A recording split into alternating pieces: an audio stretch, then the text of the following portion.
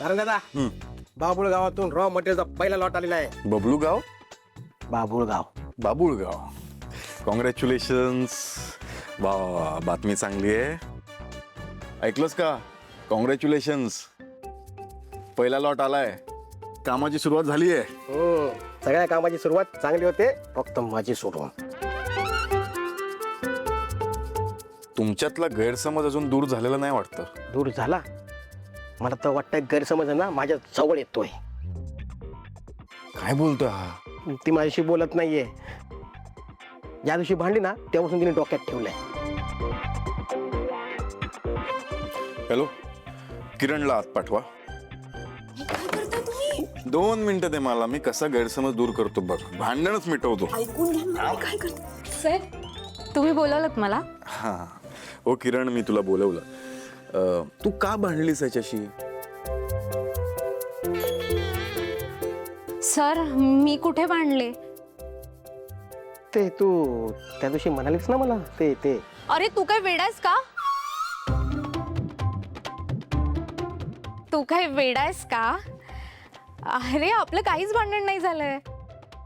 मला जे वाटलं ते फक्त मी तुला सांगितलं. आणि सर, आमच्यात खरंच काहीच भांडण नाही झालंय. मग हा काय बोलतोय की तू भांडलीस याच्याशी, बोलत नाहीयेस, बघत पण नाहीयेस? अहो सर, ते काम इतकं असतं ना. आणि मी कुठे बोलत नाहीये रे तुझ्याशी. काय रे बुबलू, काही काय सांगतोस सरांना? मी असं सांगितलं का तुला? हो हो नाही ते हो हो हो अरे नाही हो, काय चाललंय? तू बोललास म्हणून तर तिला बोलवलं ना आता. हे बघ किरण, जे काय असेल ना ते प्रेमाने मिटवा, प्रेमाने राहा. हो सर, पण म्हणजे आमच्यात खरंच असं काहीच नाही झालंय. आम्ही अजिबात नाही भांडलोय. उलट आम्ही खूप चांगले मित्र आहोत. हो की नाही बुबलू? हो आम्ही चांगले मित्र आहोत.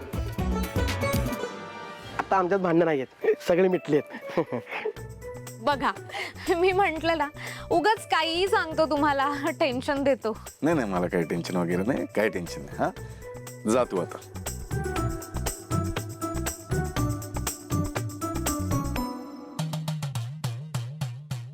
तुला पण जायचं असेल? जा जा जा जा. बघ, बोललो होतो ना, 2 मिनिटात भांडणं मिटवली. मिटवली नाही, अजून वाढवलीत. वाढवली? मिटली ना भांडणं. नाही, चला तुम्हाला दाखव. कुठे? या नको नको. या इथे लगेच. अगं सावली, या माझ्यासोबत.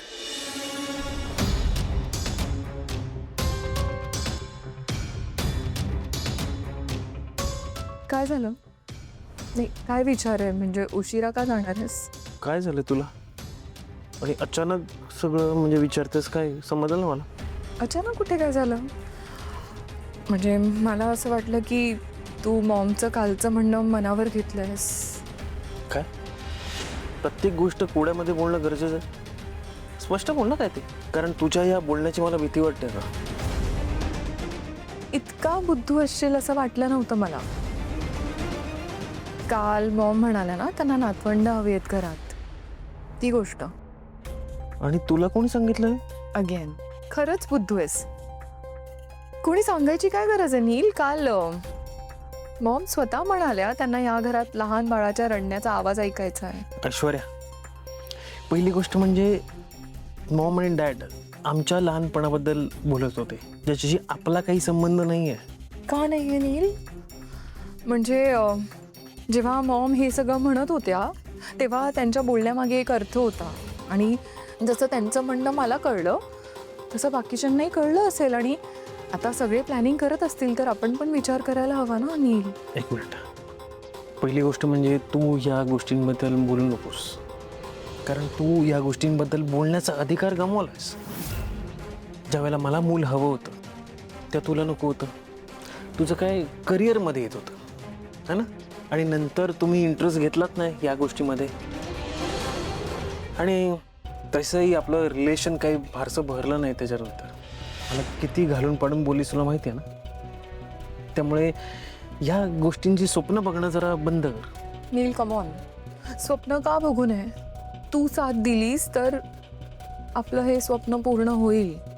म्हणजे आपण आपलं रिलेशनशिप डेव्हलप करूया, फिगर आउट करूया गोष्टी आणि काहीतरी चांगलं घडेल यातून. वेळ निघून गेली ऐश्वर्या. आणि आता ह्या गोष्टीबद्दल मलाच विचार करावा लागेल.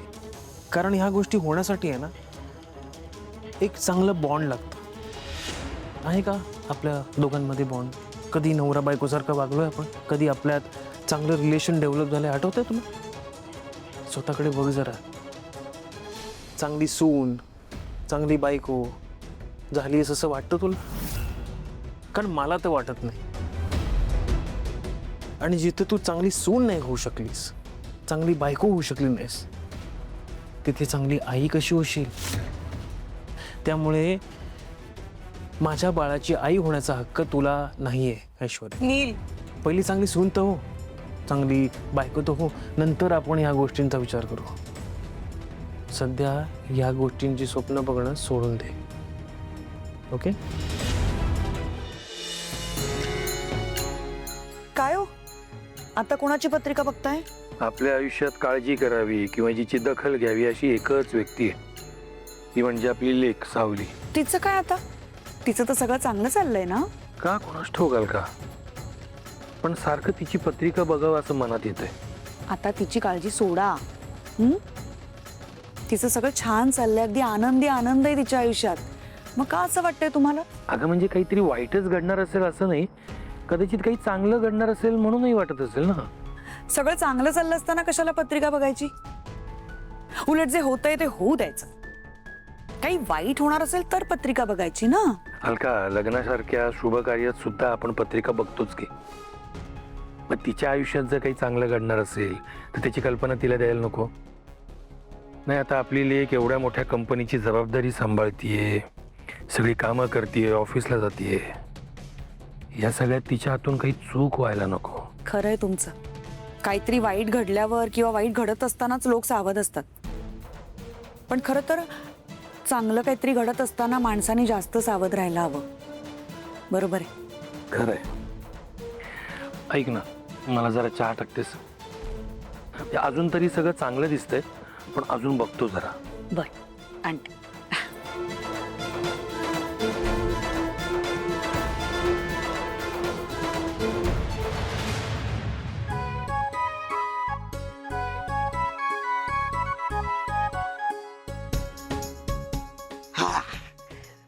बरं झालं आपल्यातली भांडणं मिटली.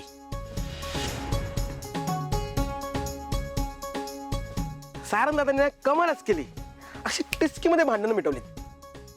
आता सारंगदादाकडनंच मदत घ्यायला पाहिजे. अरे मित्र आहे मला तो.